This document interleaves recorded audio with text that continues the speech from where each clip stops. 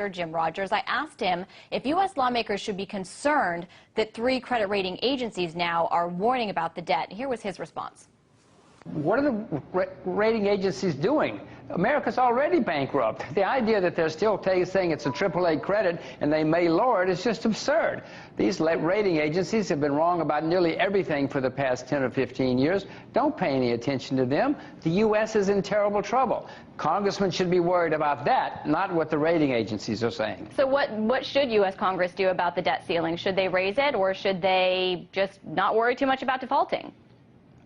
They should cut spending dramatically. They should take an axe. No, a chainsaw. They should take a chainsaw and cut spending. America's going down the tubes.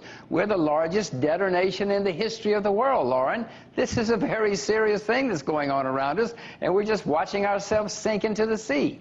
Now, one thing I want to ask, you say cut spending, and this is something we see lawmakers going back and forth about where to cut, and we see Medicare being on the chopping block. This poll that I just saw, that I think is pretty interesting, shows that 60% of Americans blame the national debt on the wars that the United States is in Iraq and Afghanistan, and not as much on domestic spending and on tax cuts. I want to know what you think needs to be cut. Do you think that the U.S. needs to take the axe to defense spending big time?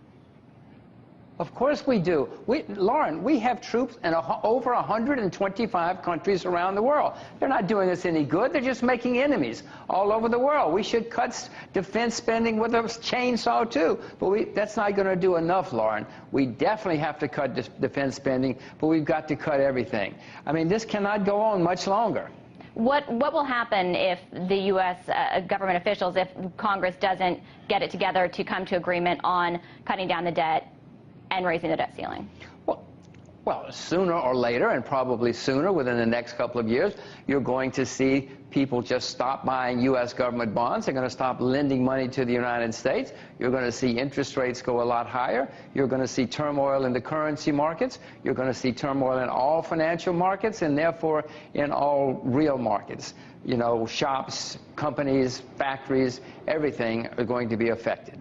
What about near term? China is something that you know quite a lot about, and they're saying that the U.S. is playing with fire if it defaults on its debts. China holds, obviously, a huge amount of U.S. treasuries. They're the U.S.'s largest foreign creditor. They want assurance that they're in safe hands. Does the U.S. owe that to China?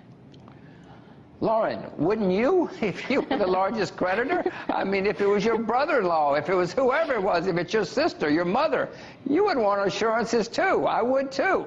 I wouldn't lend any money to the United States government, and I'm an American citizen. Of course not. I mean, America's in serious trouble.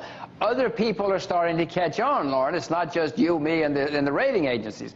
Other people are catching on too. China, Russia, India, Brazil, everybody's saying, hey, what's wrong with you people? You've got to shape up. And we do.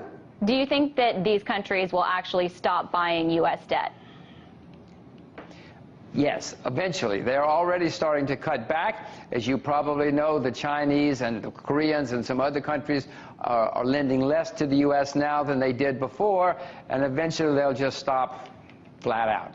Now, one of the things that is a real issue and a sticking point also between countries like China and the United States has been the U.S.'s policy, the Federal Reserve's policy, I should really say, of quantitative easing. They had the second round of bond buybacks, which is now scheduled to end at the end of this month. Ben Bernanke spoke earlier this week, made it sound like there wouldn't be another quantitative easing program. I want to know what you think is going to happen, and also what will be the effects if there isn't more quantitative easing on